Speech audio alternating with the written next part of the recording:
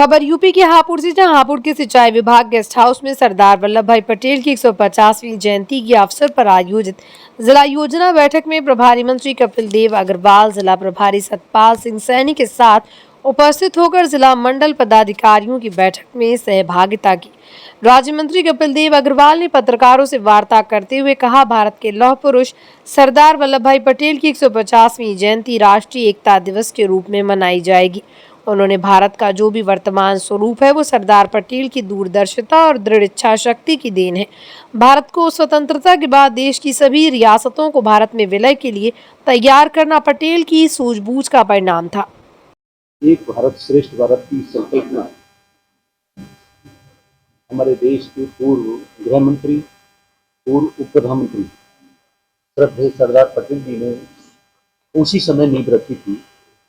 उसी को देश के प्रधानमंत्री सन 2014 में माननीय नरेंद्र मोदी जी बने। तो जिस प्रकार से सरदार पटेल जी सम्मान के हकदार थे, शायद कांग्रेस ने उनके सम्मान की उपेक्षा की। माननीय मोदी जी ने 2014 से ही आप देख रहे हैं कि 31 तारीख को उनकी जयंती के अवसर पर पूरा देश के लिए दौड़ लगाता है, जिसका नाम रन फॉर यूनिटी रखा है। इस बार भी रन फॉर यूनिटी का 31 तारीख को कार्यक्रम तो है ही, लेकिन हम 150वीं जयंती उनकी मना रहे हैं। तो 150वीं जयंती के अवसर पर हम सभी देश के सम्मानित नागरिकों को, अलग अलग प्रतिभा से जुड़े सम्मानित लोगों को, चाहे वो खिलाड़ी हों, शिक्षा जगत से जुड़े हुए प्रोफेसर हैं, शिक्षक हैं, विद्यार्थी हैं, मतलब समाज के सभी वर्गों को जोड़ने का इसमें 150वीं जयंती के अवसर पर ये एक कार्य योजना आज जिले की बैठक है, उसमें हम सब रखेंगे। तो आज हमने अभी जिलाध्यक्ष जी ने योजना बताई है कि हर विधानसभा पद यात्रा जो निकलेगी तो उसका रूट कहाँ से चलेगी, कहाँ पर समापन होगी, बीच में कहाँ पड़ाव होंगे। तो 8 किलोमीटर की पद यात्रा होगी, बीच बीच में पड़ाव होंगे। तो ऐसी की योजना, एक शानदार योजना बनाई है और उसके जो सम्मानित उस विधानसभा के विधायक हैं उसमें वो पूरा नेतृत्व करेंगे। उनके सहयोग से ये हर विधानसभा में पदयात्रा, एक लोकसभा की भी पदयात्रा होगी जिसका नेतृत्व माननीय सांसद करेंगे। उसमें भी इसी प्रकार की योजना बनेगी। अभी जिले की बैठक में हम उस योजना का आगे विस्तार से उसको फाइनलाइज करेंगे। तो मेरा आग्रह आप सभी से ये है कि 150वीं जयंती के अवसर पर, जैसा कि एक भारत श्रेष्ठ भारत, सरदार पटेल जी ने देश की 565 रियासतों को जोड़ने का काम किया था, एक सूत्र में पिरोने का काम किया, बहुत शानदार काम किया था। तो इस नाते हम चाहते हैं कि देश की जो युवा पीढ़ी है वह सब जाने कि सरदार पटेल जी ने देश के लिए कितना बड़ा योगदान दिया है, कितना बड़ा काम किया है। तो उनके नाम पे पूरे देश को एक साथ जोड़ने का 31 तारीख को मैं आह्वान करता हूँ आपके माध्यम से कि सभी देश के नागरिक, हमारे जनपद के विशेष रूप से, क्योंकि ये जनपद की प्रेस वार्ता हरी अलग अलग हर जनपद में होने वाली है, तो मैं जनपद के सभी वासियों से, हमारे सभी सम्मानित शिक्षक हैं, विद्यार्थी हैं, हमारे सभी सम्मानित खिलाड़ी हैं किसी भी क्षेत्र में, किसान हैं, नौजवान हैं, महिलाएं हैं, जनप्रतिनिधि हैं, किसी प्रकार से वह भी जनप्रतिनिधि होते हैं कि जो ग्राम के प्रधान है वह भी जनप्रतिनिधि होते हैं, पार्षद हैं वो भी जनप्रतिनिधि में बिलाते हैं। तो समस्त जनप्रतिनिधियों से मैं आग्रह करता हूँ कि 31 तारीख को जहाँ से हमारी ये रन फॉर यूनिटी प्रारंभ होगी, उसमें जहाँ सुविधा उनको 2-2 किलोमीटर का पड़ाव होगा, उसमें वो इसी रन फॉर यूनिटी की यात्रा में शामिल हों और निश्चित रूप से जिस प्रकार का भी योगदान उनका रहे। और 31 तारीख को ही हम लोग उनका चित्र लगाकर हर बूथ पर एक कार्यक्रम करेंगे, पुष्पांजलि करेंगे और उनके संबंध में कोई ना कोई सुनिश्चित जो वक्ता होंगे उनके 5-10 मिनट उनके विषय में मार्गदर्शन करेंगे। तो ऐसी एक विस्तार से योजना है, उसको और विस्तृत रूप से हमारे प्रभारी मंत्री रखेंगे। तो मैं आप सभी का पुनः अभिनंदन कर दूँ, अपनी बात को समाप्त करता हूँ। धन्यवाद। जी, सभी हमारे समाज जनप्रतिनिधि पत्रकार साथी, जैसे कि अगर सत्पाल जी ने तुम्हारे जिले के संगठन के प्रभारी हैं, सारा विषय आया है सरदार वल्लभ भाई पटेल, एक ऐसा नाम एक ऐसा व्यक्तित्व जिन्होंने देश की एकता के लिए, अखंडता के लिए इतना संघर्ष किया, विपरीत परिस्थितियों में भी देश को एकता के सूत्र में बांधने का काम किया। 565 रियासतें जो अलग अलग क्षेत्र में बटी हुई थी, जिनके अलग अलग प्रकार के राजा, बादशाह, निजाम ऐसे हुआ करते थे। तो जो भारत हमको आज दिखता है एक सीमा के अंदर, ये भारत नहीं था, रियासत को बटा हुआ था। देश के विभाजन के बाद जिस समय प्रधानमंत्री की दौड़ चल रही थी, जो कमेटी का गठन हुआ जिसमें कांग्रेस कमेटी का एक निर्णायक मंडल था, उसमें प्रधानमंत्री का चयन होने का विषय उसके अंदर हुआ। तो 12 में से 11 प्रतिनिधियों की राय सरदार पटेल जी के बारे में थी, लेकिन महात्मा गांधी जी की लोकप्रियता, उनका स्नेह नेहरू जी के प्रति था, तो नेहरू जी का चयन उन्होंने प्रधानमंत्री के रूप में किया।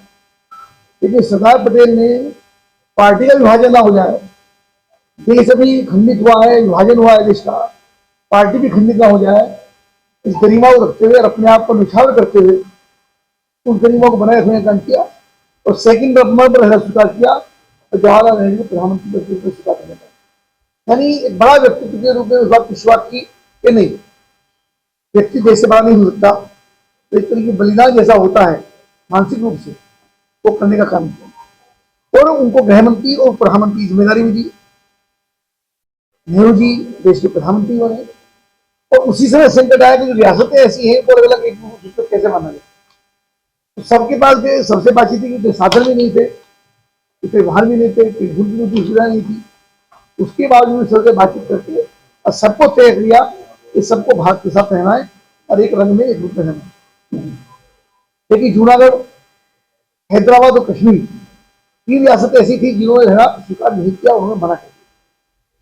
हैदराबाद के अंदर एक तरीके वहां के निजाम को जो मना कर दिया, उसका मन पाकिस्तान के साथ था कि पाकिस्तान का रहना चाहता हूं, तो निजाम को समझाया गया, बातचीत को नहीं माना। बताते कि सरदार पटेल वहां सुन गए और जाकर जब निजाम को उन्होंने हिदायत देने का काम किया और उनको लगा कि देश की सीमा यहाँ पर आ सकती है, देश की सेना वहां पर हमला बोल सकती है, और निजाम को एक कमरे के अंदर बैठा करके उनको ये दिखाया भी गया, वो डराया भी गया, समझाया भी गया कि अगर तुमने स्वीकार तो नहीं की तो उसका परिणाम भुगतना पड़ेगा।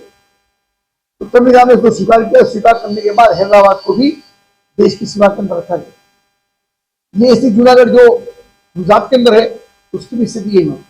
और कहा तो जो कश्मीर था, कश्मीर में तत्कालीन जो वहां के राजा थे शेख अब्दुल्ला को जवाहरलाल नेहरू का बहुत प्यार था, बहुत स्नेह था, उसको भी समझाया कि वो नहीं माना। उन्होंने यहाँ तक कहा कि हमारा अलग से प्रधानमंत्री, अलग से संविधान, अलग से विधानसभा की व्यवस्था, यानी जिसको बोलते हैं 2 निशान 2 प्रधान 2 संविधान, उसकी व्यवस्था देने का काम भी सरदार पटेल के काफी मना करने के बावजूद भी उसको वो दिया गया।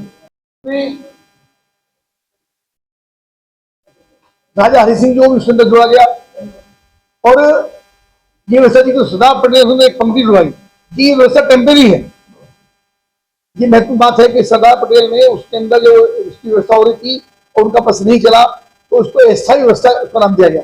ये अस्थायी व्यवस्था के अंदर जिसका परिणाम मैं उसमें थोड़ा अगली से जोड़ रहा हूँ, जिसके अंदर धारा 370 रखने का काम आज हुआ। अगर अस्थायी शब्द उसके अंदर नहीं जुड़ता तो शायद धारा 370 नहीं हट पाती।